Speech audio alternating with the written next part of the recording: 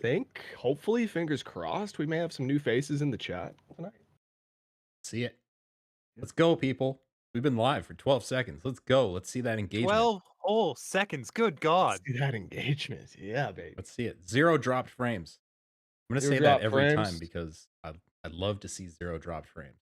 Wow, we've got an intense Mountain Dew Pitch Black ad playing on our Twitch stream right now. So I That guess There's a pitch. What's pitch black taste like? it tastes like a wrestling match between Bray Wyatt and LA Knight. And I say that because when Mountain Dew brought Pitch Black back, that was how they promoted it. So they went to the WWE, they signed an exclusive contract, and two gentlemen had a match called a Mountain Dew Pitch Black match. Ridiculous. It basically consisted of the arena being dark and everything being in like a really bright neon. It kind of looked like an EDM show, but a wrestling match. It's kind of cool, actually. Think about I like how it. you sold yourself on it as you were Yeah, telling us about it. yeah. you know, looking back at it, wasn't that bad. Everybody in the arena was drinking a cold, delicious, crisp Mountain Dew Pitch Black at the time. Oh yeah, absolutely. Did somebody launch like 3 or 4 Pitch Blacks from the crowd somewhere into the ring? Didn't Stone see any Cold of comes out of nowhere, catches them. Nice. I like that writing. Maybe we should get you on the booking team with the dub. Um, Go. I will say that I think I'm looking more towards WrestleMania because the new sponsorship is with Snickers. So everybody's assuming there's going to be some sort of Snickers take a bite out of your hunger match. So we'll see. I'm tickled pink that that's a real thing that they decided to do twice. There must be big money in it for them. I would love to see a wrestling villain pull out a Snickers bar and hand it to his Oh, enemy. dude, mid-match, yeah. Yeah. And they could like do the thing where, it's like you've got Taylor Swift in a commercial, but she's actually, or well, no, you've got Joe Pesci in a commercial, but he's actually Taylor Swift, and he's like, "Rah, rah, rah, rah," and then he takes a bite out of his Snickers and he goes back to being Taylor Swift. He's like, ah, so nice. Something like that, you know? Bad guy takes a bite out of a bar, goes under the ring, and emerges as someone entirely new. Carrying a chair. Oh, yeah. So, Oh, yeah. have y'all played any video games? I've been playing WWE 2K23, baby. Yeah. And luckily, we can talk about it. The embargo lifted today. Very similar to last year. Very, very similar to last year. But that's not a bad thing because last year was awesome. Yeah. There's really not a ton to say about the game because, as with all sports games, really, again, like if you've played one, you've played them all. And yeah, it's a solid entry into the series. 2K and Visual Concepts continue to sort of dig the series out of the grave after 2K20. Yeah, it's got this nice for wrestling fans. I guess the big selling point this year is the John Cena showcase mode, where they go through John Cena's career and allow you to play out his. It's actually unlike last year where you played as Rey Mysterio and you went through Rey's biggest wins. With John, you actually go through his biggest losses throughout his career, and you play as his opponents, and you get these little like slick looking narrations from John himself. He's in a studio and he's in a suit and he walks up to the microphone looking all professional and he narrates like what's about to happen. It's pretty well done. It's actually pretty well done. One of the better like sports game one of the better ideas of like meshing real life with the sports in sports games, I think. Yeah, pretty well executed. Good game though. It's in like the 3-day early access now, so get your hands on it and all the stuff. And they've done some work on the character model. Character models look absolutely fantastic. We talk about the character creator as well, and still best character creator in the business. Any upgrades since 22? Well, 600 parts. They say 600 some odd parts have been added to the creator. Mhm. And the thing with these guys is that they never like take stuff out as well. It's always just building on top of what they've established. So yes, That's never gotten them into trouble in the past. Never gotten them into trouble in the Not past. Yeah, once. exactly. No, no. When you can go back and find, Chris Benoit assets, it's not great. It's not a great look. Yeah, but yeah, fantastic character creator. Yeah. Nice. Unrelated to this game, but I did see on Twitter for the Oscars, someone had a poll up of what was the best performance by a wrestler in a movie. And they had other options, like there was any choice other than Dave Bautista in Guardians of the Galaxy. Oh, come on, Hulk Hogan and No Holds Barred. He That makes wasn't the dude even on the list. What? He makes the dude shit his pants in that movie. Oh my god. I mean, I What think about Zeus, who played Hogan's opponent in that movie? Oh my god, just whatever. well, I mean, The only other one I can think of is obviously Mickey Rourke, right? He was on there. oh yeah, I guess. Yeah. Okay. Mm. Yeah, all right. Well, Well, well, yeah. Let's move on from wrestling before everybody falls asleep. yeah, 2K23. The Yeah. I'm game, awake. it exists. Yeah. I'm extremely awake. What are you talking about? James, what have you what been have you playing? been playing? Well, I got a couple of things I couldn't say a fucking word about last time, but this time I can say some words. The preview embargo for Dead Island 2 dropped this morning, so I got some words about that. Now, fellas, I have a confession to make. Last time we talked about this game unofficially off the record, I mentioned that I was having some trouble getting it to run on my beefy warhorse of a fucking laptop.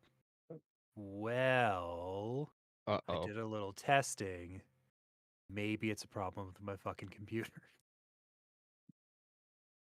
It's just one of those things where like it's one of the reasons I don't like reviewing games on PC because you have to do all this like back end wizardry just to get them to run right, and I don't have the inclination. I don't care enough. It's just like you buy this fucking beefy machine, it should just be able to do the thing, but like we left optimization behind sometime in the 2010s. So like a game has to be out for a solid 18 months before it's like, oh, it runs on everything now. It's like, no, Totally. fuck you. You launched that, will you lazy whores? Well, that's the thing about preview period too. Like, they haven't done the optimization yet. And, especially with a review Well, copy, yeah. nobody is giving And you the list of like, here's the optimized settings. If you've got this kind of hardware, here's what you should be doing. It'd be it, really smart to do that, but they don't. but yeah, that's the big problem I've sort of landed on is that like that's just reviewing games for PC is that like optimization process comes last, it comes after release because of course it is. You want to make sure the product works at all and ships on a statistically significant number of machines, even if it's not that. And like it just like it feels hard for me to give an objective appraisal of something when my ideal experience is probably a couple of months away at least. And I say I make comments upon their work ethic, but really that's not their fault. It's just they have a lot of shit to do, and they have to make sure it works for fucking consoles too. So Right. it's just really feels lately like if I do cover something on PC, I have to sort of like paper over all that shit because it's just like, well, no, of course it's not going to work quite the way you want it to because they have to optimize yada yada yada, and like laptops kind of don't get that sort of attention. Laptop setups are generally somewhat more finicky in my experience. But like, There's been yeah, there's been a lot of noise about that lately though too, with the number of Xbox ports that are not running great compared to the PS5 version. And people on a certain side of a certain camp want to say that Sony is paying developers to make things run worse on Xbox. That is the most ridiculous thing I've ever heard. It's all about salespeople. But I'd be mo- that Wo Long game was the most recent one. There was some serious hiccup issues where the game would just freeze completely for 3 or 4 seconds on Xbox. Oof. Uh, which, hey, it's probably a memory bandwidth thing. The thing does not have great memory bandwidth, but I'd be more inclined to believe that they maybe care a little bit less about optimization on the Xbox when their game is going to Game Pass. exactly. Exactly. yeah, I can There's see there's that. no motivation to make it a perfect experience. Yep. They're already paid. Yep. I will say that playing the game, the preview, it definitely feels a little out of time, a little out of time and place because like the game I literally don't even remember when the first Dead Island came out. I know Oh man. I was still living in Kelowna, which is wild. It is Yeah. wild to me. It must have been Wow. like 2011, 2012 or something. I think it was And 13, right I was around there. I wasn't there anymore. So no, I'm Oh gonna say no, it okay. wasn't that. Yeah.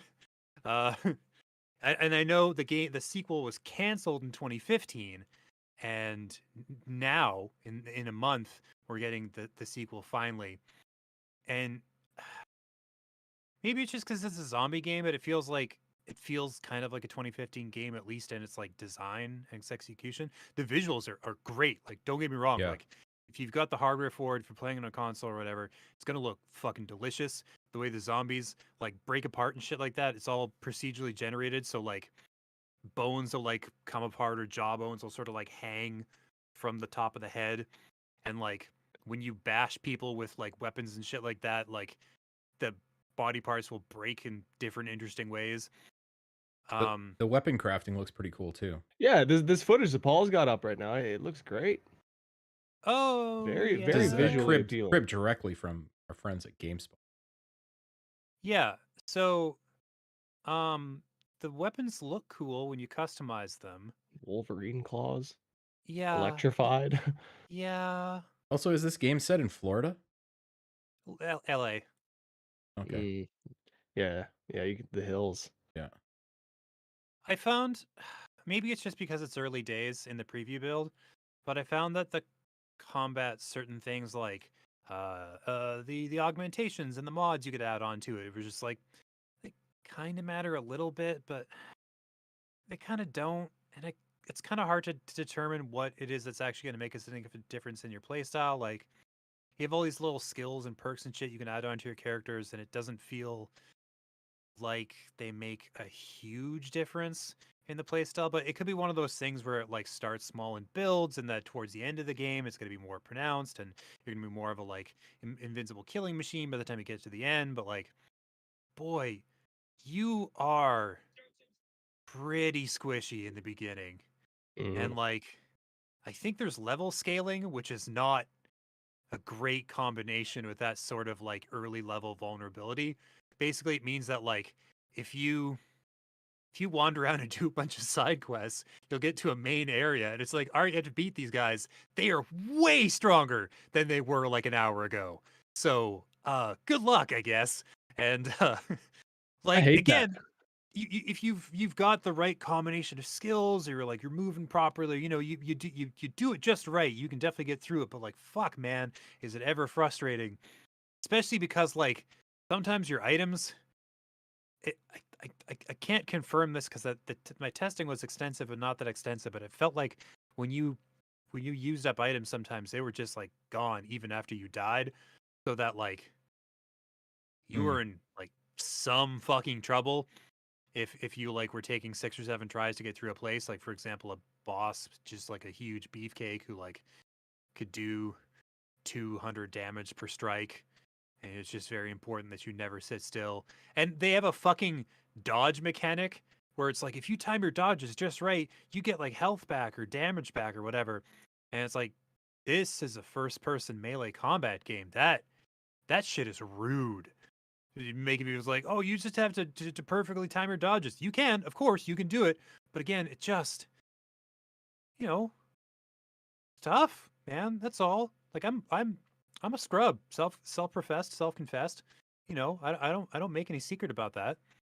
Yeah, but If I, you beat Elden Ring, sure, right? That's a tough game. Yeah, you Goblin know. style, but yes, of course it did. Um, um, and you know, I like to be patient and prepare and take my time. That's my play style. Yeah. And I ran into some trouble doing that in this game. And the voice acting's cool though. I like the characters. You play D- this like, yeah. Don't suppose you got a chance to play multiplayer with anybody? No, No, did not. That I Yeah. imagine will make a pretty significant difference. Yeah. Yeah. Ge- Yeah. Generally, especially with games like this, if you find yourself with like a balance or a skill issue where it's like, hey, this feels harder than it should, probably you need a couple of buddies with you, and then the whole balance just suddenly makes more sense. Like Why was that Remnant. biker wearing a pair of panties? Anybody else see that? Yeah, they Oh, were nice and shiny. What the hell was was it that? like an older dude? Yeah, Well, yeah. long hair, toque, aviator glasses, Best. vest. Yes, Yeah. I think that might be he's the lead singer of an old washed up rock band. You meet him on like a side quest or like All a right. quest, and he's a hot mess. He's fucking hilarious. Looked like it. Yeah. Yeah. Um James, what do you know about this card system? What's that all about? oh, that's just the perks and the skills and shit like that. Oh, It, okay. it's just like you level up, you gain more of them. They look really nice. They're well designed, the actual cards. They don't Well, one of them is cool because it's like a drop kick and that rules. Um But there's no like actual deck building mechanic there. Not again, not at first. Okay. It's one of those things you start out with like a few cards. You don't have a lot of options. You get slots, you get cards at about the same rate. Eventually, as you play, you get more of them and you can swap things out. And like just to make it seem more significant, a lot of them are pretty fucking stupid, but some are great. Again, dropkick. Yeah. Can't go wrong with the fucking dropkick. I love that shit. Yeah. It costs stamina like everything else. You can't just mindlessly kick your way through the apocalypse. And like certain strikes, zombies will just get back up from. So, but you can stun a guy and fuck him up that way. That's great. Man, this Yeah, doesn't look like it's changing the game at all, but it looks fun. It looks fun, man. I'm looking at this footage and like I really want to get in here. yeah. These No, it, these it, it executions, these melee kills on these zombies are fucking dope. Yeah, I love whoever's them. playing yeah, is using a sledgehammer, and that looks ultra satisfying. Yeah, slamming the ground and just knocking them all back. yeah. I Yeah. think the weapon you had an electrified machete, which was good, Mm-hmm. but I had hmm, Ooh. like Ooh, knives and swords. Oh man, swords, if you can beef them up with the mods, are great. They are great fun because they're fast and you can aim melee strikes right at the head or whatever. It's take some practice, but like if you can time your swings, your stabs without getting in the reach of their big meaty arms, you can just like pop them right in the head a few times and pretty much end the battle. And Unless they're a boss. how on the flip side, how does the gunplay feel? Is Don't it know, sad? never got one. Oh. Yeah, fair never enough. in my time in the preview did I ever get my hands on a fucking gun. I imagine they're great. I Yeah. was wanting one very badly. Yeah, the shotgun this person was using there, it did look pretty satisfying. Yeah. Well, cool. Does this have a release date? April 21st. Oh, so soon. Nice. Mhm. All right. Yeah. This would be fun on stream, I think. Oh yeah.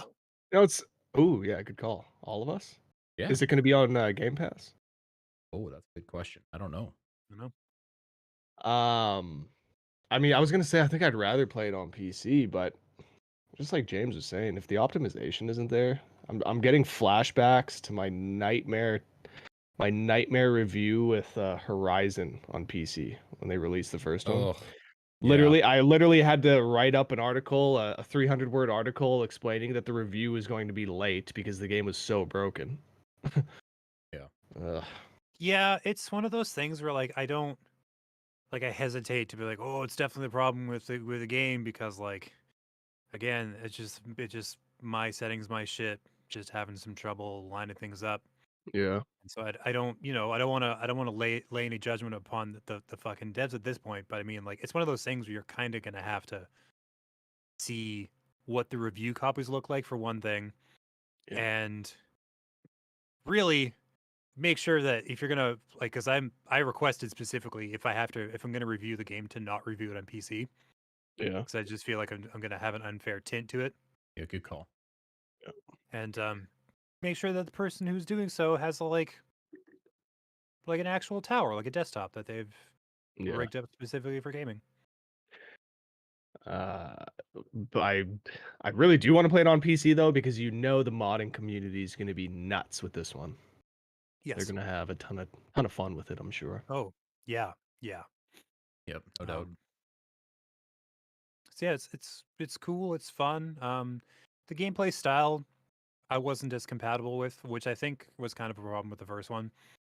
So like I sort of knew going in that might be a bit of an issue, but like honestly, the mechanicals, the nuts and bolts, you get right down to it. So far, it's looking like a pretty well crafted experience, and I think people are going to enjoy it when it comes out. Well, Yeah. I would really love to play this with y'all on stream. Yep. I would be super, super stoked to do that. In Yep. fact, it would be cool if I have a pipe dream of us playing an entire game together. Ooh, And maybe this could be the one. Maybe if this sticks, it could become a little bit of a series for us. Yeah. We'll see. No, it's a good dream. Right? It's a good dream. It's a good I don't. dream. It's like I'm saying. Let's not make it a pipe dream. Let's I love it. make it a Yes. thing. Make it a Love it. thing. At some point, somehow, some way. Paul, sick. Hey, Daddy-O. hey guys. Been What you playing been playing? Destiny. Oh yeah, I saw you playing Destiny. That Lightfall expansion, I'd imagine. Yeah, I've Yeah, been I've- playing a I've heard- lot of Lightfall. I've heard things. Guys, it's not great. Okay, so yeah, you echo everyone else's sentiment. Well, it's really a tale of two sides, because Bungie hasn't had the best track record when it comes to advancing the story of Destiny and giving players what they're expecting. Expectations are often not lined up with what's delivered in the storyline. They corrected that in the last expansion. The Witch Queen was really good. Narrative was great, really well written. There was lots going on, lots of lore to dig into, and they continued that throughout the season in a way that made sense. Lightfall, at the end of The Witch Queen, the big bad of the universe was arriving. This is happening now. You assume that story is going to continue in Lightfall, but no. The first cutscene, which we are currently watching, is all about that, and then the entire game has nothing to do with that. What? The entire campaign has nothing to do with that. You are stuck on Neptune doing missions for a MacGuffin that has not appeared before. You don't really understand at the beginning. You don't understand at the end. Highly confusing. Not very well written. Some very confusing character choices. In terms of tone, didn't love it. However, gameplay is good. It's still Destiny, so the shooting is still good. They added a new subclass, which is pretty fun to play as. They called it Strand, kind of like a Spider-Man thing. You untangle the universe into basically spider webs. And that's fun.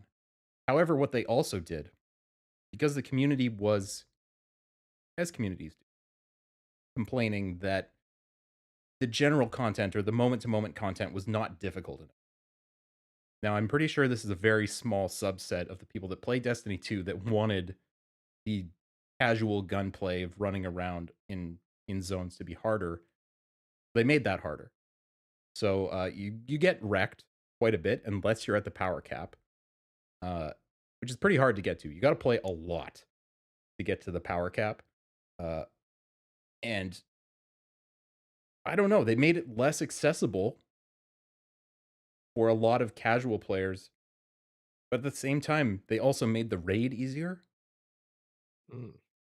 So, like, usually the day they release the raid, like an all-day event where people are racing, they're trying to finish the raid first. It takes, 8 hours, 10 hours.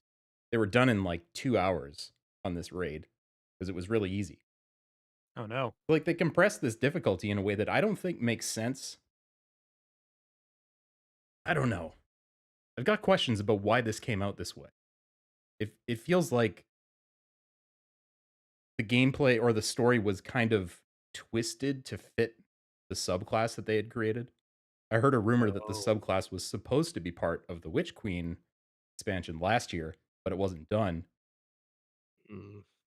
Yeah, it's not a good one. Not a good one.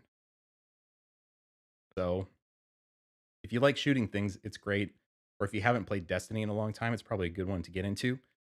They streamlined a lot of the systems, got rid of some of the more complex and arguably interesting parts of making builds and doing mods and things, but they added a lot of quality of life. Finally got loadouts. You finally look at mods on one screen. So, I mean, there's a lot to like here if you're trying to get into the game, but for someone that has been playing for a long time, you're probably going to be disappointed in it. Uh, two questions. The Yes, sir. the most appealing part of this DLC to me was the visual style. Is it at least fun to look at? Are you bathed in neon as you play through Lightfall?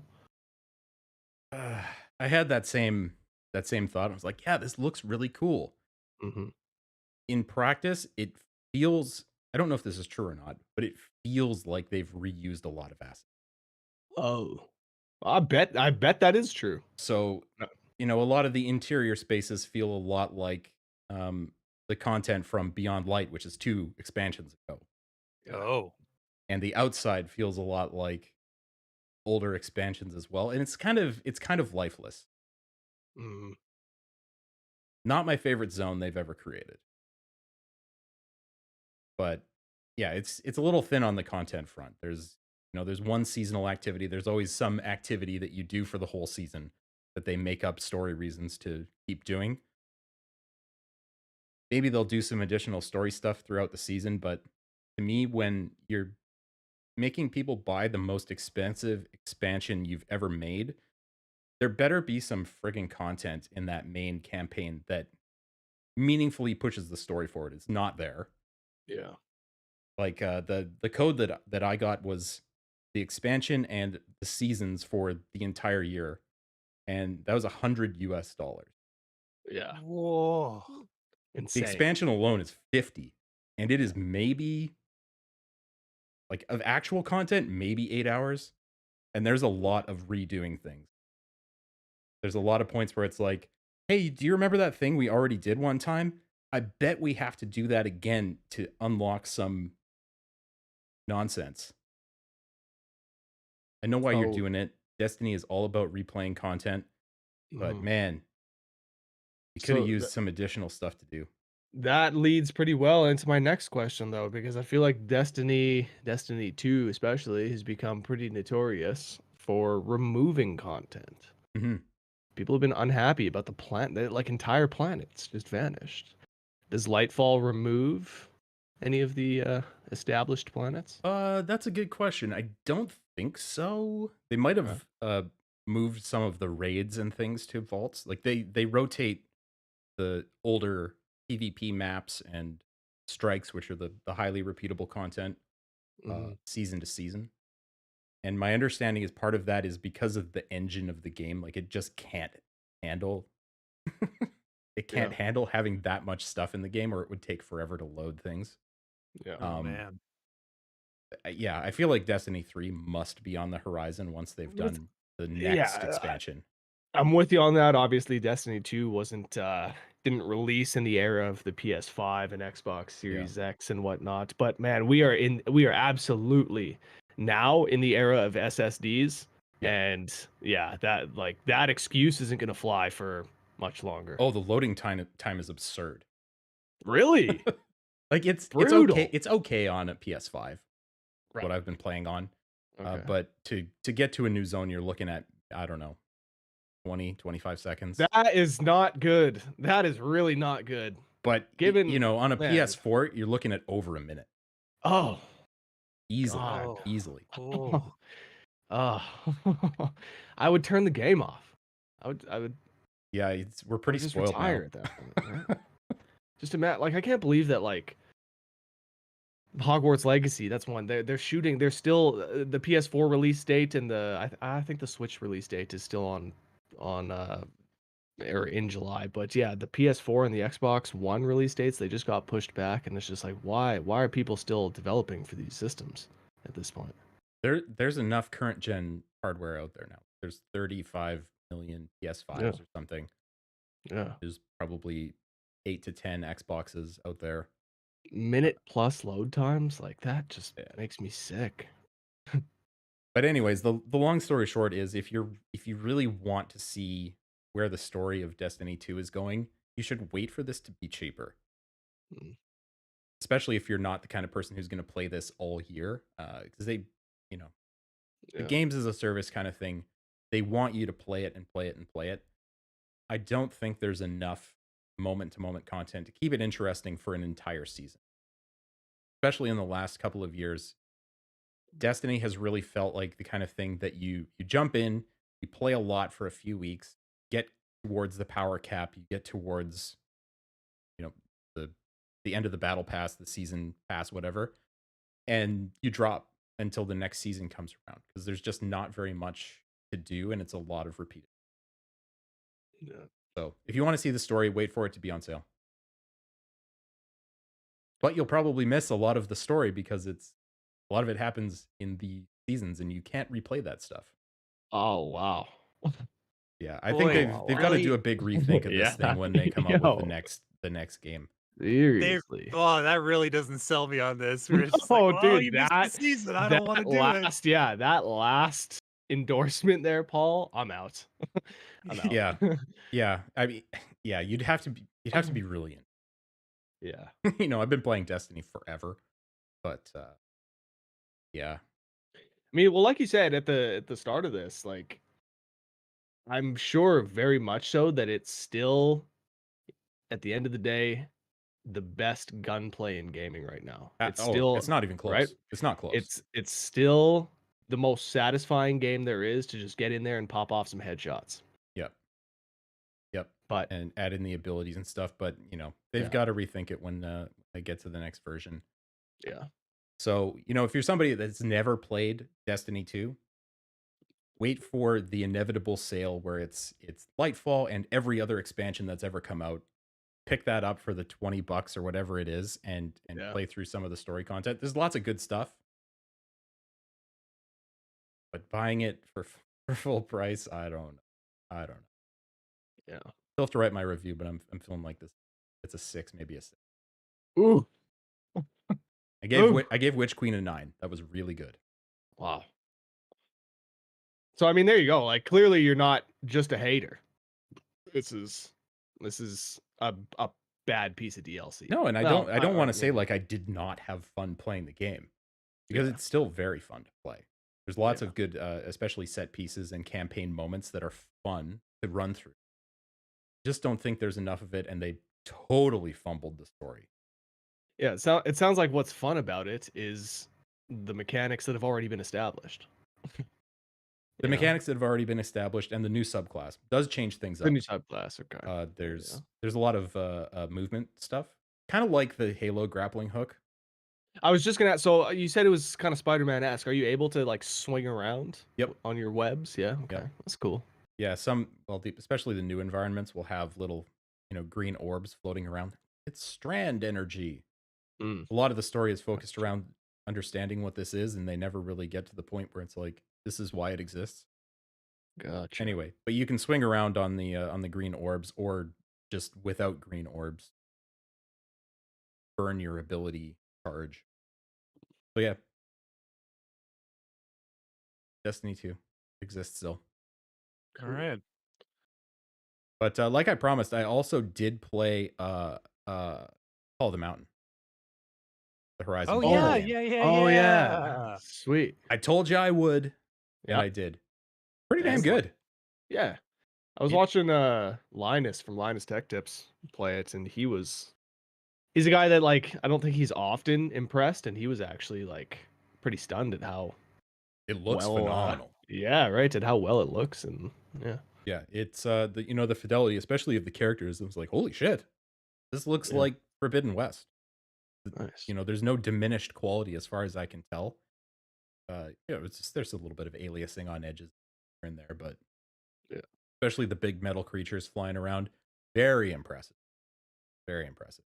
So is this like is this like Horizon 2.5 or is this like a retelling of the second game? What is this? It's an adjacent story. You play as one of the Shadow Carja, Oh, okay. Oh, uh, Gotcha. and Aloy does show up early on in the story, kind of send you off on your own quest to do something for the Sun King. And it's not really an open world exploration kind of thing.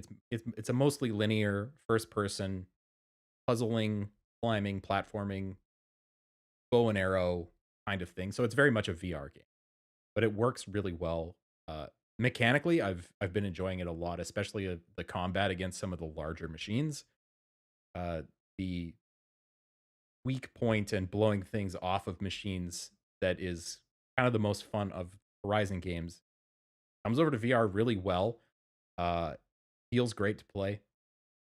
Yeah, I bet wielding the bow and popping arrows off feels great.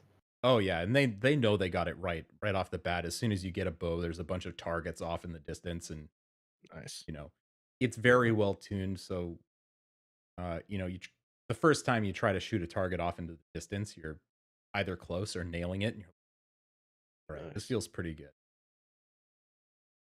But yeah, I don't know if it's like a VR seller, but as a showpiece, this is probably the one you would want people to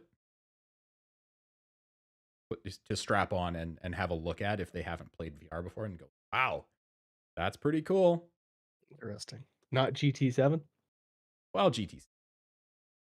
It's funny, I've been watching a lot of GT7 PSVR 2 footage, just like a 10-year-old kid wanting.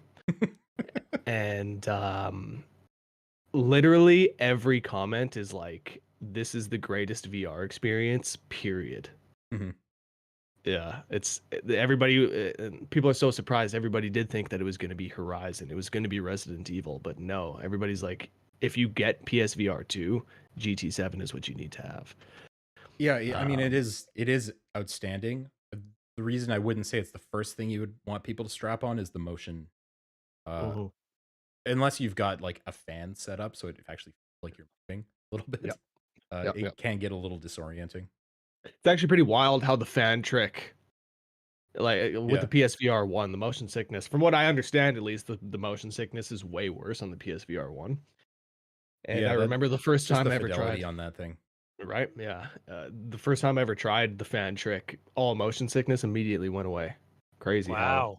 yeah. I don't know if I've heard of the fan trick, but I haven't been playing a lot of VR, so Yeah, they say just, turn a fan on and it like activates a second sense in your body, now so you you can actually just like feel something. So yeah, so it's yeah, just blowing on you. Okay. yeah. And I don't really understand the biology behind it, but yeah, I remember getting awfully sick in GT Sport and I turned a fan on, had it blowing on me and it all went away. Mhm. But yeah, would if anybody's planning on picking up a PSVR 2, I think it's worth getting the bundle with Horizon. Save some you save some money on the game compared to full price, but it's pretty fun. Like the first time you run into I think it's a Stormbird is one of the bigger birds that you run into not too long after starting the game, and it's a simple encounter, but it's really fun. Nice. It's really fun. How's the motion sickness in this one? It's pretty good. It gives you a lot of options for movement. Mhm. Uh the video we've got on here is clearly the most advanced smooth Yeah. motion in all directions, but you can turn on, snap turning or using your arms to locomote versus using the sticks. Mhm. So there's lots of different options if you do happen to get motion sick, but I didn't find it too bad, Man. especially in the combat with moving around. There's a lot of strafing and dodging that's side to side that doesn't typically make people sick. And pulling back the string on the bow looks so goddamn satisfying. Yeah, And it climbing really as is. well. Oh man. And the thing with VR as well, if people are watching and they've never played VR, you can never ever ever get a sense of what it's really like just watching the flat screen footage of it. Yep. It No. it looks okay, but once you're in there, it's an entirely different world. It's an Yeah, and entirely different beast. And I can say, based on what we're watching here, that the field of view when you're playing in VR is significantly wider than that. You can Nice. see a heck of a lot more than is showing there. It's pretty narrow. Nice. Yep. Yeah, it really does look good. Man. It's well done. And there's lots of, VR nonsense that comes up. They're playing with torches. Video we're watching here. Yeah. There's drums. Oh yeah, There's lifting the lid off the maracas. barrel. There's all the things that you want to do, and you want to throw the torch into the jungle. You can Oh do that. yeah. You can do that shit. Light grass there on you go, fire like, with throw it it and off. stuff. Exactly. I love it. I love it. Yeah, next on my list is No Man's Sky. I haven't played that yet on VR, but Dude, I hear that's really good too. So I think that this is going to be the week where I order my PSVR 2. So I would love to get in there with you and play that. Yeah, man. Yeah, that'll definitely be one that I get. And GT7. GT is a free update. Oh yeah. I'll be there. It's yeah. Yeah. This I guess this could segue into the next game that I've been playing in anticipation of Resident Evil 4. I got back into RE4 on the Oculus 2. Ooh. I was playing a little bit of that today, and I fought the lake monster today. And do y'all know the trick where you can go to the dock and shoot the water? And the lake monster, if you go to the dock before you get into the boat, Yeah. and you shoot the water, the lake monster will appear and eat you. And so I'm like, I just have to try that. And I knew it was coming. And I almost shit my pants when it did come. Like, it scared the fuck out of me. And then I was like, I did it a second time and it scared me again. I actually jumped a second time. So RE4, if you have an Oculus 2, I highly recommend it. Obviously, though, if save your money for RE4 coming out in 10 days or so, I think. The demo for that is out. Yeah, it is. And we're watching some video of that now. It is fucking phenomenal. Have you guys played the demo? Yep. It's incredible what they've done. It might be the best looking game I've ever seen. It looks phenomenal, and it's amazing what a huge step up it feels like from 2 and 3 remake. Oh, dude, exactly. It feels like it's a different development team. Yeah. It's insane what they've done with this game. And of course, though, I mean, RE4, I think most people would agree that RE4 is the best in the series. I think that most people would agree that RE4 is one of the greatest games of all time. Not just the greatest Resident Evil game, but one of the greatest games, period, of all time. So I can understand why they would want to put, extra effort into this one. It felt like they really knocked it out of the park with 2. They just wanted to get through 3. And now that they're at 4, they are about to drop one of the biggest games of all time. The demo, I was blown away by how things, as much as things felt familiar, they do an incredible job of throwing a wrench into the spokes, so to speak. The first house that the iconic house where in the original you go coming through the door, and you go around the corner and there's the dude. He's just he's tending to the fire with his back turned to you, and so you expect that exact thing to happen, right? And as you go into the house, and first off, the layout of the house is just a little bit different. You have to go around an extra corner. So things are already a little bit off, and so you're not really sure what to expect. And you go around and you see the glow of the fire bouncing off the wall as you come up to a corner, and you go around. You expect to see our friend stoking the flames, but instead he's just standing right beside you in this one as you come around the corner. And it was just like this brilliant moment where it's like, okay, these guys know exactly what a remake should be. It's not going to be the exact same game, but they're going to throw enough surprises at us to make it feel like it's a new experience. And then of course, it's not like the guy attacks you though. You walk around the corner and he's staring at you, and then he just slowly saunters off to stoke the flames. Like it's so well done. And I can't wait. I mean, we've been talking about this for years at this point, but Capcom is rolling. You know, they Dude, can almost do no wrong at this point. You know, if they wanted to really reach into the bag of tricks and start pulling out some of their older IPs, you know, they've got the street cred and they've got the development teams honestly now to make a yeah. lot of that work, especially with the RE engine. Probably, you know, top 2 or 3 engines in games, I would say at this point. Absolutely. Talk about a fucking resurgence for this Yeah. company, right? Like around the time of RE5, I think they started to fall off. Definitely by the time RE6 came out, people were like, Capcom, what the fuck, you know? And then they started to turn things around with RE7. And I know they make other games, but I feel like the trajectory of this company, you can look at the Resident Evil games and get an idea of how they've performed as a whole. And yeah, then eventually when RE7 came out, the public opinion started to change. And it's been nothing but banger after banger after banger since then. It's Yep. fucking nuts. Like you said, it seems like they can't do any wrong right now. I mean, Well, sorry, go ahead, James. I was just gonna say, they'll have chances. They'll have chances to fuck up a thing or two. Is this not the same company that's releasing the newest fighter on the streets? You know, Fighter on the streets. What's Street this? Fighter, Street Fighter 6. Oh, Like, listen, right. the boys and girls who fight in the streets, and if I recall, the last game, Street Fighter 5, was mostly microtransactions being held together by duct tape and broken dreams, and That's a good point. That's a good point. and and like, But yeah, they seem like they're in a period of where they've learned from their mistakes. that'd be great. You know, In my I think people look at Street Fighter 4 as the best Street Fighter. So they may have fallen off with 5, but I think they're primed to get things back to where they should be with 6. all in my opinion, all of it's forgiven by getting my man Zangief back in there. Ooh, yeah, and fucking E Honda as well. Like, Yeah. come on, yeah, baby. But you're right, James.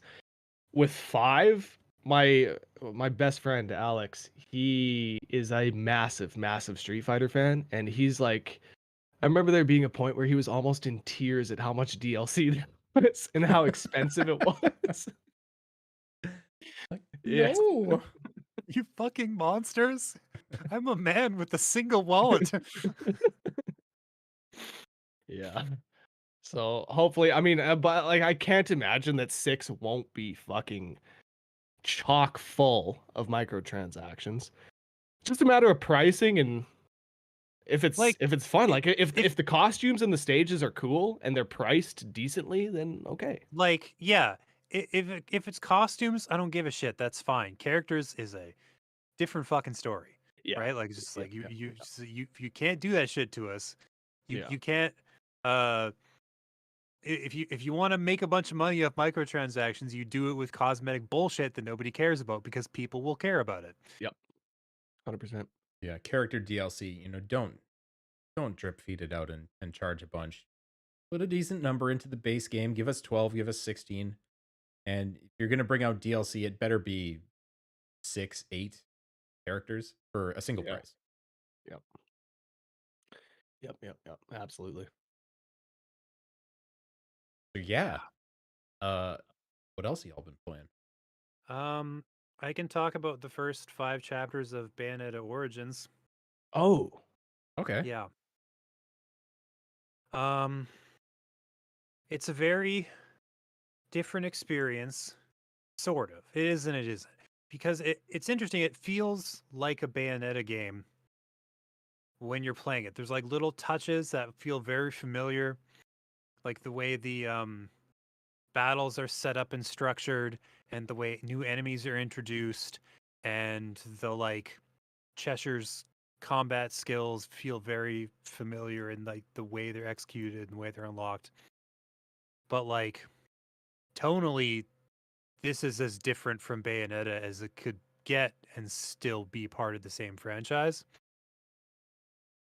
But like not necessarily in a bad way. Like, it feels like a storybook, like a fairy tale. And like to the point where the narrator who's telling the story does a bunch of the voices for the different characters. It's adorable because you're just like you hear the cat, the Cheshire, the demon friend talk, and it's just like, oh, that's just the narrator putting on a gruff, scary voice. That's fucking hilarious. And and like so the cutscenes feel very storybook, like just a page will turn and you'll get that like art style. And the art style itself is really just so beautiful all the time. Like the crazy intense fucking color scheme and the way everything like uh everything looks like hand drawn but like expertly so, and the way that like the levels and the powers and everything all look is just like really really beautiful. um a little bored by some of the gameplay. Oh, Man, this visual style, I'm blown away with. I didn't realize that this is what they did. Yeah, it's so it's so goddamn beautiful. Yeah. um but I think part of the problem for me at least is that like it feels similar to the action gameplay style of the actual Bayonetta games, and that's always been a pretty tough sell for me. So I feel like there's other people like fans who will jive with this a lot better than I did.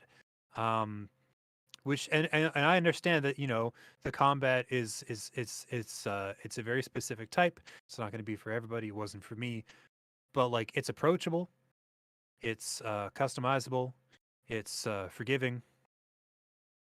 Um, More so than the other Bayonettas. yes, very much Cool. so. The puzzle design I didn't love because, well, like so, okay, preview thoughts. The puzzle design in the first 4 or 5 chapters, um, you have a spell that you use to, I think it's called Witch Pulse, and you use it to open up new areas and to unlock things. You use this spell so much. And it's just like you do this thing where you're like, because like Cereza is all controlled with like the left Joy-Con, and Cheshire is all controlled with the right. So like everything you do with the character is confined to that one Joy-Con or the one side of the controller. And you just like you lock on to the thing that you need to unlock with the one trigger, and then you get this little spinning clock kind of thing, and then you just press the analog stick in the appropriate direction as it moves, and that's about it. You do that a lot. You do that a whole lot, and I, you know, didn't don't love it so far. I'll say, you know, it's not. It starts to wear in a person in those first few chapters. The amount of that you do. Um, One hopes that, you know, more spell variety, but with the whole two character thing, is it designed to be played by one person or yes, hmm. kind of. The thing I noticed is that um, controlling 2 people at once is kind of taxing, and so their individual sections are simpler. But the trouble with that is that you don't actually need to control 2 characters at once very often. The only time you really have to do it is in battle. And then what you do is you get Cereza to stand in a corner somewhere while Cheshire murders everyone on screen. You can use her to like stun lock people, but you truly do not have to. It's just like, okay, battle time starts. Get the fuck over there. Don't move. Or do when something's about to shoot you, but otherwise just to your corner. And then Cheshire eats things, you know, uses his mouth to solve all of his problems just beautifully. Just a real killing machine that Cheshire is. And so you rarely ever actually have to control 2 people at once. There's some you know, you get some puzzles where it has to happen, and you get like some navigation and exploration things where you do it for a bit, but like 80% of the runtime so far, you don't really have to use 2 characters at once. Hmm. It's a Yeah, confusing product. a little bit, yes. Um, yeah, I don't really know how old Cereza is supposed to be in this scenario. She definitely uses the word mummy a lot when referring Oh. to her mother exclusively. And you're like, okay, so like a child, and has a stuffed animal like a child, and has a teacher, a sort of mentor figure, um who she behaves like a child around, and you're like, okay, a kid. Still dresses a lot like Bayonetta though. It's pretty weird. It's a choice. Yeah, it is. It is. It is very much a choice. You know, doesn't I will say this, her clothes are not made of hair. Okay. Actual clothes. So those are just on all the time, which is great. Right into that. Into the child's clothes staying on at all times. Pretty cool move, developers. But so that in that way, she's not like her adult self at all. And she's bad at magic because she's a kid. But yeah, a little confusing sometimes. But it's fine. It's fine. It's you her personality and her behavior is very much definitely childlike, and she's very much like it's just one of those things that I couldn't quite put my finger on how old she's supposed to be portraying. See, sometimes she feels like 10, and sometimes she feels like 14, and I can't really tell which. I don't think it actually matters very much. It's just one of those things. I'm just very into the ages of people, real or imagined, and I could not pin this person down, and so it stuck like a little tiny splinter in my brain. But it truly doesn't matter. It's not important in any way.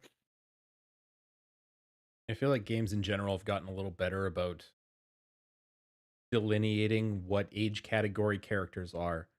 Definitely in the Super Nintendo, PlayStation kind of generation, especially with a lot of Japanese games, playing as, this ass kicking person saving the world, and there'd be an offhand comment that they're like 14. Yeah. And you're like, that Oh, doesn't dude. sound right. Yeah, Yeah, no. you've been saving the world from evil and catching them all as a 10-year-old boy for 25 years. Yeah. Really, is that how old Pokemon trainers are supposed to be? That is the 10. Yeah. youngest they can be, yes. Yeah. In Wow. in the newer games, you get the Yeah, impression that they in X and Y, I think they specifically mentioned, yeah, you are what, 14? Something like that. yeah, Yeah. but like But still a child. yeah, Still a still a child. child. Yeah. Yeah. Um, but yeah, 10. That's the age when you're allowed to go out on your Oh own. yeah, Ash. Ash was 10 years old. It was his 10th birthday when he set out. Oh man, that he looked like 17, 18. Ash? Oh Yeah. yeah. You can't tell me Brock was a fucking kid either. Brock No, that guy's like 40. motherfucker looked 40 years old. Seriously. No child is choosing Geodudes as their main form of Oh, come on, right? Pokemon Rock mastery. type? Like, no, get out of here. Anyway, Yeah. so Anyway, when yeah, does this thing come out, James? the review drops tomorrow, Ooh. and then it comes out on the 17th. Um, and yeah, check it out. If you're a Bayonetta fan, this will fill in not but kind of backstory, but like it give at a character that's more whimsical and wondrous and innocent. And the whole game has a very magical storybook vibe. And I was gonna say yeah, that visual style gave me very much storybook Hades vibes. Magical Hades storybook vibes, you know? yeah, Yeah. no, it looks incredible all the time when you're playing. There's never a point where it doesn't look incredible. Nice. So, yeah, Nice. So is this exclusive to the Switch? I believe so. Yes. So it runs at 30 FPS, I'm assuming? Yes. So it's like I think that I'll probably wait until we get a PC port in that case. If, if ever. If it never comes, It's then it's yeah, because it like the control system is like really designed for a Joy-Con, which I never yeah. use because I don't Uh, do that if I can avoid it. But like, you're very obviously dividing your controller cleanly in half down the middle, and like one is reserved for one character, one's reserved for the other, and never the Interesting. twain shall meet. Um, I think the controls would actually be less confusing if you had it divided up into two separate Joy Cons. You're like, okay, nope, this is my Cheshire hand, this is my Cereza hand. You know, keep it square. Hmm. Yeah, Interesting. yeah. Is it the same voice? Oh no, wait. Didn't we talk about this in a previous episode? Is it the same? No, because she's 14, so it wouldn't be the same Yeah. voice actress, right? She's child age, whatever Yeah. it is. Yeah. And yeah, it's I W- think she's a distinct voice, and then the narrator and Cheshire are voiced by the same person. I can't I don't sometimes it's hard to tell if how many voices the narrator is doing. At least two. mm, I would love for it to be all of them, all just That one that person. would be Wow. Yeah. amazing. That would be amazing. A real Yep. like one human band kind of vibe. Yeah. Yeah. Yeah. Definitely save on the budget that way. We know that they're about saving on the budget. Oh Yeah. We're in the Bayonetta-verse. Right. So that's what I was gonna ask. This was the game, right, where there was all that voice actor controversy. Oh, that was Bayonetta 3. Bayonetta 3. Well, yeah, Bayonetta, but yeah, it was with the Bayonetta actress. Yeah. But then it didn't it come out that like she was wrong? Like Um her gripes were sort of misplaced, It sounded it like they were a was little overblown, maybe. overblown. Yeah, yeah, it was a mountain v molehill kind of situation. yeah, Um, or at least that's the impression we got from some reports that came out later. And it's, yeah, yeah, yeah. I mean, eh, with that shit, like, who really knows what went on behind the scenes, right? Tough to comment on that. crew. Yeah. Cool. What else is going on? Any interesting news or Well, I got some. sure, hook us up, man. Apparently, the PlayStation 6 release date. Well, not a release date, but apparently the PlayStation 6 is coming out in 2027. That sounds about sounds right? Yeah, yeah. And I want to say that we also there was a rumor that we're going to be hearing about the PS5 Pro this year, probably around June. Really? Um, but yeah, I know I definitely read that. I think 2027 they're projecting, which would give they made sure to specify in the article, which would give the PS5 by far the shortest lifespan out of any PlayStation console. To be 7 years. 7 years, yeah. Um, let me see. okay. I mean, Maybe 7 it was feels like a maybe, decent run. maybe it was That's 2026 even. the 7 is the number generally. That's the sort of high water mark for when a successive system comes out. Because the PS4 came out in 2013, I want to say. 2013. So that'd be a But it's 7-year still run to PS5. but it's still going. That's the thing. It's still going. Wow. Shorter lifespan. Because we won't let it die. Right. Says sorry, I'm just quickly skimming through this article here. Yeah. 2027 they're saying that. Sony has recently released a set of documents that were supposed to be confidential. Yeah, Oops. sure. Okay. Yeah, that Thanks to the UK's Competition Market Authority on its investigation of Microsoft's attempt to acquire Activision Blizzard, which is also very much a continuing story. Yeah. Apparently, Jim Ryan, in no uncertain terms, told them to shove their 10-year Call of Duty agreement It- where the sun don't shine being like, we don't care about your agreement. This acquisition can't go. Is there actually Anti-competitive. is there actually anybody out there that thinks that Call of Duty will run on the Switch? No, It no, won't. nobody Not thinks its It that. full just fat won't. It version. won't. Not No, its full version. It's going to be heavily compromised. no, it'll be cloud. They if they release it Yeah. on there, it'll be a cloud version or nothing because like Yeah. Yeah. Can you imagine the bandwidth that Call of Duty Cloud would consume? Oh Good my God. god, it's gonna be bad. Like, if anybody has plans to play on Call of Duty or play Call of Duty on the Switch, maybe change them. Change those plans. Do they even make SD cards big enough that would fit all of Call of Duty? That's the other thing. No. Well, I mean, Maybe. there's one you can get the official 512 gigabyte card that has Princess Peach on it for the Switch, and that's about $400. So if you want to get that, sure. Oh, it'd be half full with Call of Duty. Mm-hmm. Yeah.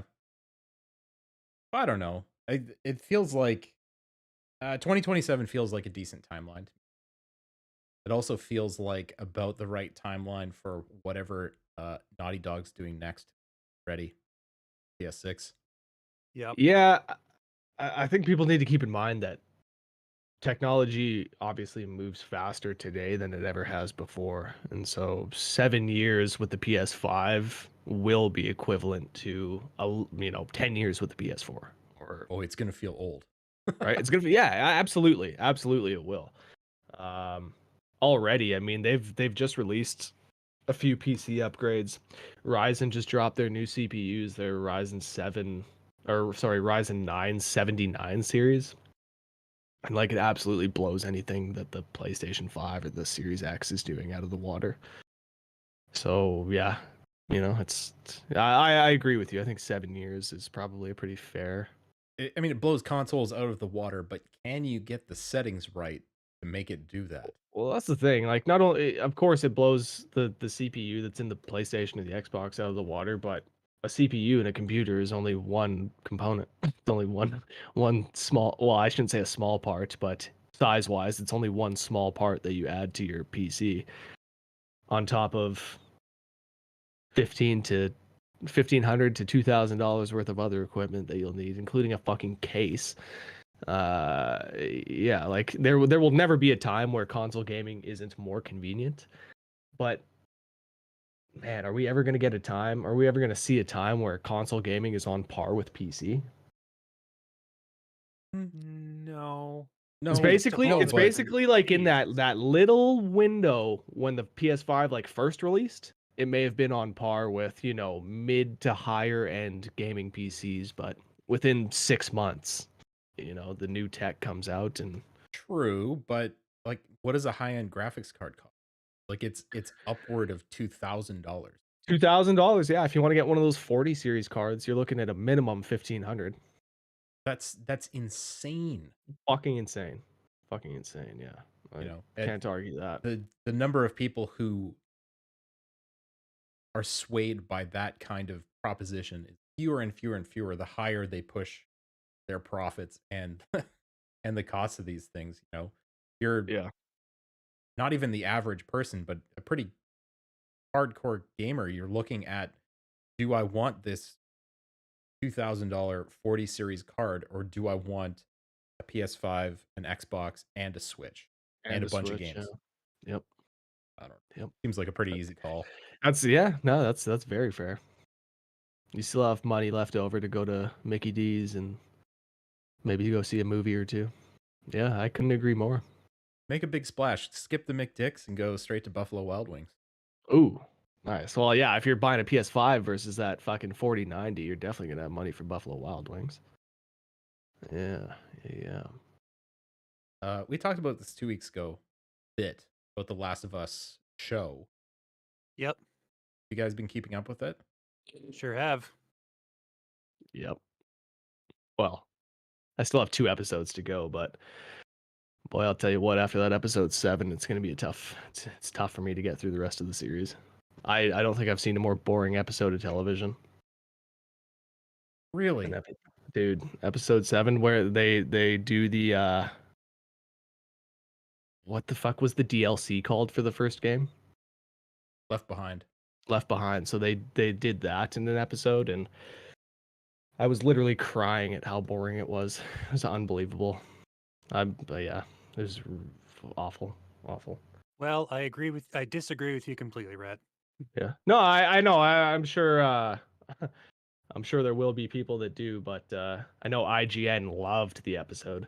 But yeah, oh man, like give me that Nick Offerman episode all day long over episode 7. That was fucking brutal. Wow. Another thing, why are there no fucking zombies or clickers in the show? Like, yes, they show up here and there, but why is the show not like the game was very much about them dealing with that situation? No Well, matter The matter game where also they needed were, to be like 20 hours long, and to get the entire story into a season, they had to cut stuff. I think arguably clickers and the infected are the least interesting parts of that world.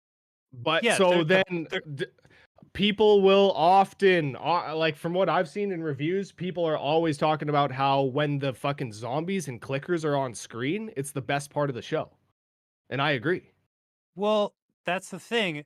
It's tense, but it's not narratively interesting. And so they have to be really sparing of that shit because, like, zombies and clickers rule when you're like playing the game, but when you're watching, the high wears off real fast. And I think part of the reason it's so engaging and so compelling is because they're so sparing with it.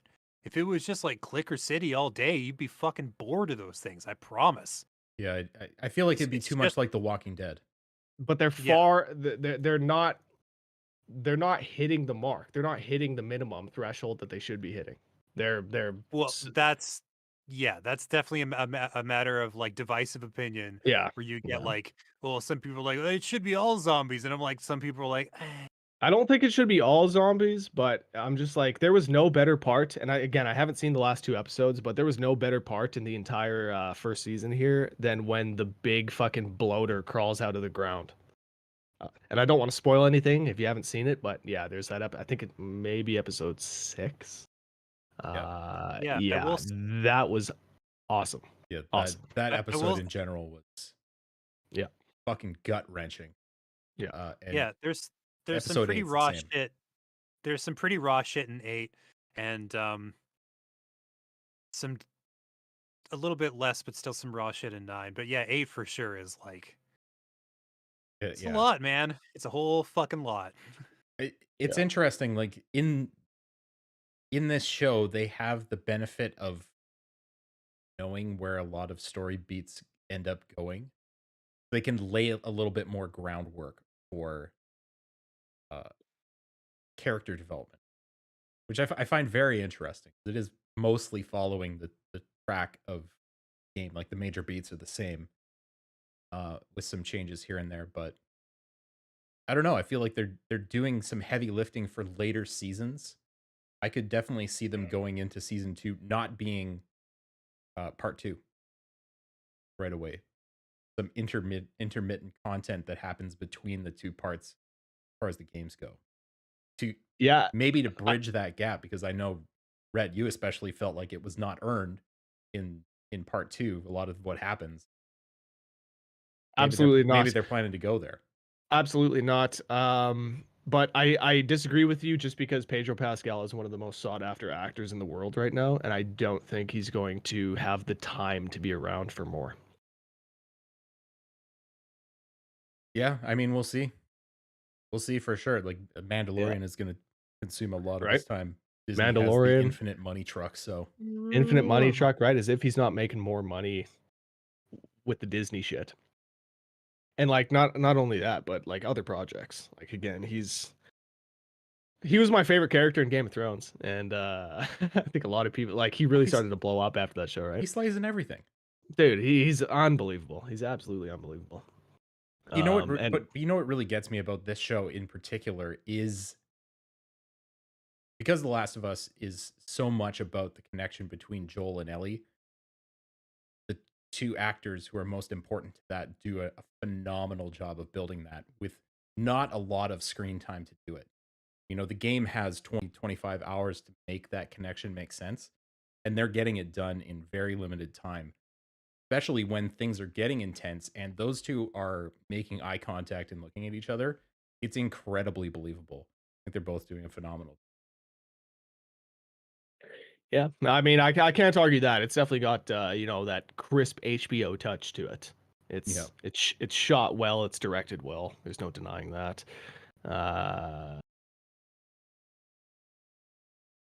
But yeah. Just set episode 7, I think episode 3 on fire, and well, you're no, happier. no. There's more to it than just episode 7. There's been a lot of stuff that's been just quite frankly not as interesting as the game. Like even going back to Joel and Triss? Is that her name? Tess? Joel and Tess. Tessa? So even going back to Joel and Tess and their reasoning for going through the city in the first couple episodes, and how like in the game they're gun smugglers and they're going to get their guns, but they for some reason Druckmann just had to change that to make Joel like a drug dealer. In the like, why? Why was he trying to make Joel more relatable by being a drug dealer than a gun smuggler? Like why did that change need to be made? My impression of the story was that he just moved whatever, and I think that time it just happened to be drugs. I don't think it was like I didn't get the The impression that it scene was where they like, specifically said, "Yo, I'm gonna need that baggie back." He's a drug dealer. oh yeah. I'm just saying I don't think that's the only thing is moving. I don't think that's the only illicit activity he's getting into. I think it was just like that was one of the highlights. Yeah. The impression I got was just like, oh, he's just a smuggler. I would You call know? that line flavor as to tell you just how dire things are. Like shit is not readily available, especially for people who haven't played the game to see Yeah, that and go like it's especially drug baggies, they're not available. well, anything that you could put something into. Yeah. No, yeah. Yeah. I don't know. It's not a needed change, but I don't think it's Yeah. I think that there were a lot of opportunities that they missed with Nick Offerman's character. A lot of opportunities. There should have been much, much more interaction between Joel and and Bill. Bill. Thank you. There should have been a lot more interaction between Joel and Bill. There was a lot of screen time spent on stuff that at the end of the day they didn't matter to the story. I would have loved to have seen Joel and Bill meet for the first time. I would have loved to have seen them, how did they find each other? How did they know each other? I wasn't a big fan of the dinner scene where it just cuts to them all sitting down having dinner. And it's like why did these characters know each other? At what point did they meet each other? Yeah, What's their history? that felt like there's some cutting room floor there. Dude, They but kind it's of that's a 79-minute episode. Yeah. You're telling me you couldn't fit in a 2-minute scene explaining why Joel and Bill know each other? I would be Like, curious to know why? what the mechanics behind all that are. Because Yeah. there was a lot that seemed like it was plastered over of someone on the radio been talking on the Exactly. radio. Exactly.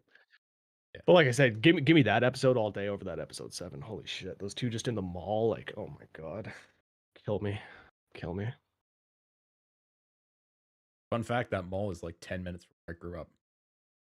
Yeah, now so the locations, holy fuck, did they ever nail it with the locations? Yeah. The show, like I'll say, the show is absolutely beautiful. There's no denying that. It's absolutely gorgeous.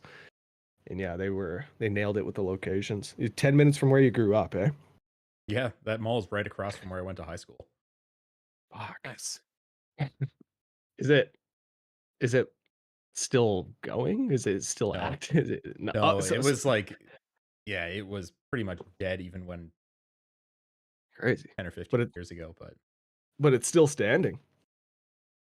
yeah, I don't know. I think they fucked it up pretty good when they put the set together. Yeah. Crazy. But anyway, I'm glad they made it. It's one of the more entertaining video game adaptations that's out there. proof that it can be done without it being super cheesy, and it can be its own thing The that show empowers people to they're lucky they think about got doing Pedro that. Pascal. They're lucky they got Pedro Pascal.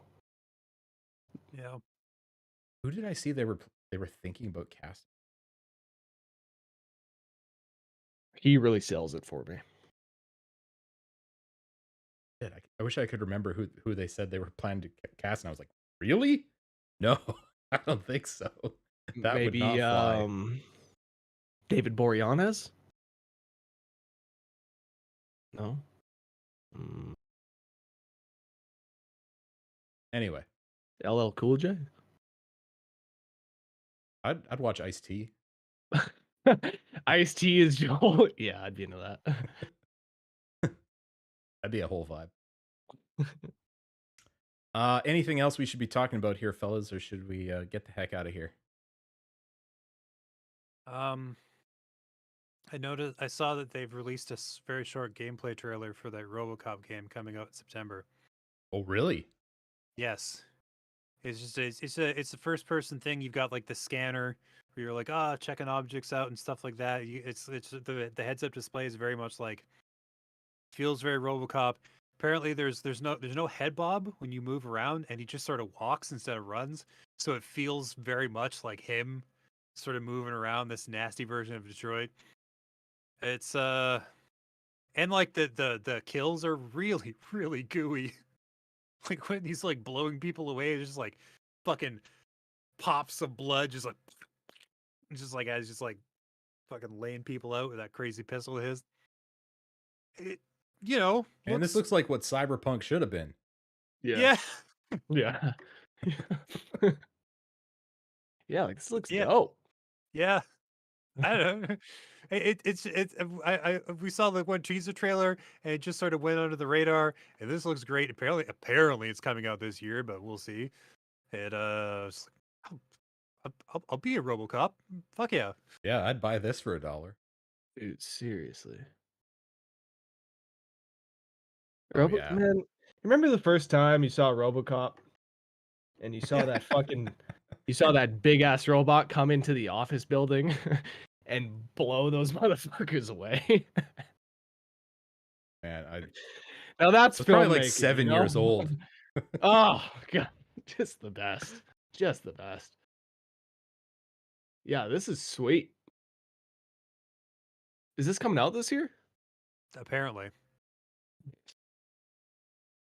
Oh, grabbing people by the throat and throwing them across the room. Always fun. Dead or alive, you're coming with me. Mm-hmm. Yeah. I like this targeting system. Holy shit, you actually like feel Oh. like you're RoboCop. Holy giblets. My goodness. Yeah, it gets gooey, right? Dang. Yeah, okay. There you have it. RoboCop Rogue City.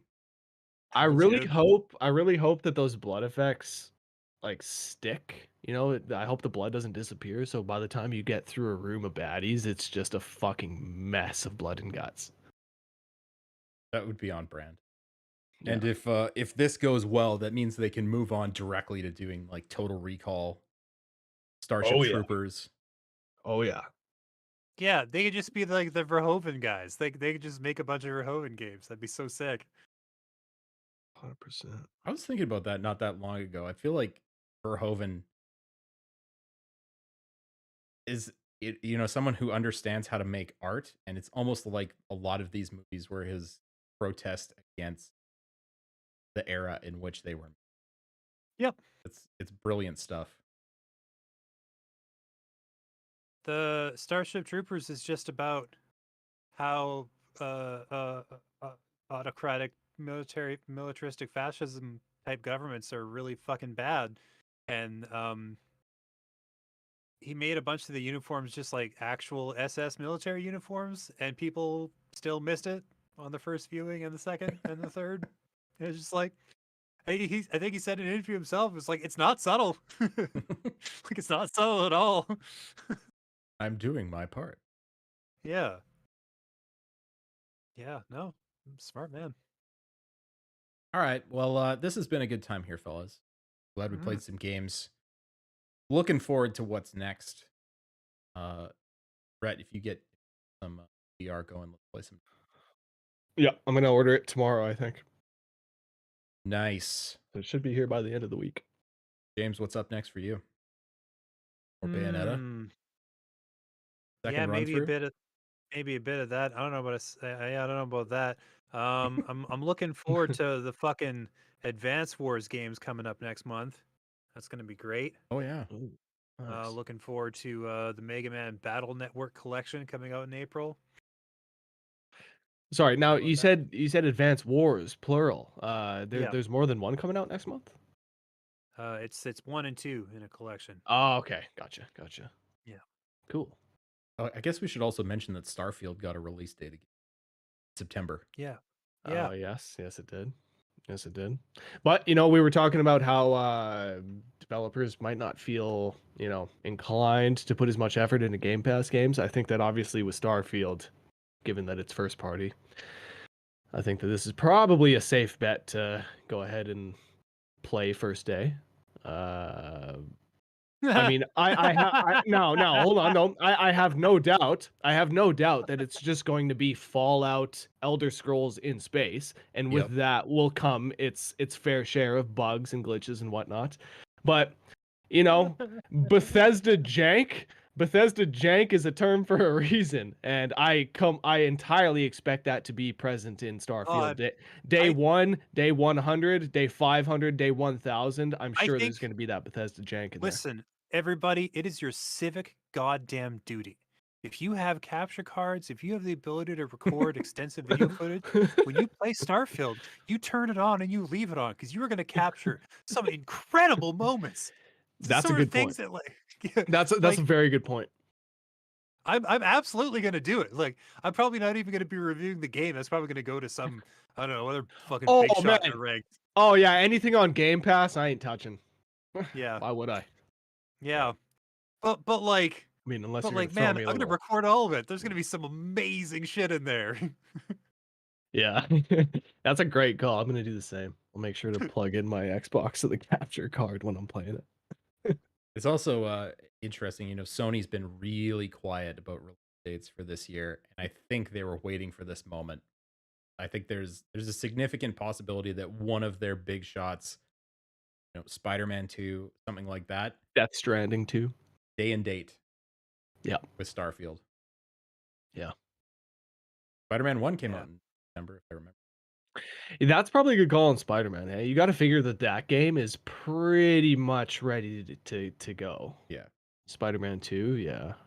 So I would expect in the next state of play, start seeing a little bit of that drip feed content for what's coming in the fall. Well, we are getting a physical E3 this year, right? Come June. I don't know. Sure. What's left of it? Yeah, what's left of it? Yeah, Shambling I'm corpse. pretty sure. I'm pretty sure they announced. Yeah, in LA there'll be an actual E3 for the first time in years. So maybe then. Oh, at the very least, they'll have energy. Yeah. Yeah. Fuck. Yeah, I don't know if that thing's coming back in any significant form. No. But yeah, it was like a half-ass PAX the last few times it went. Yeah. Really? Yeah. Interesting. But maybe that's a tale for another time. Yeah. Yeah. James and I can regale you with stories of E3's past. I would love to hear some of that. Probably the statute of limitations has run out on a lot of that stuff, James. Yeah, I think so. I think we're in the clear. All right. Well, thanks for watching. Thanks for listening, everybody.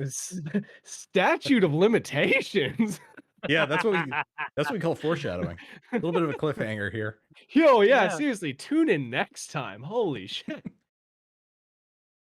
Find out how James got out of LA alive. Yeah. Thanks for watching. Thanks for listening, everybody. We will see you next time right here on Press X to Podcast. Bye-bye.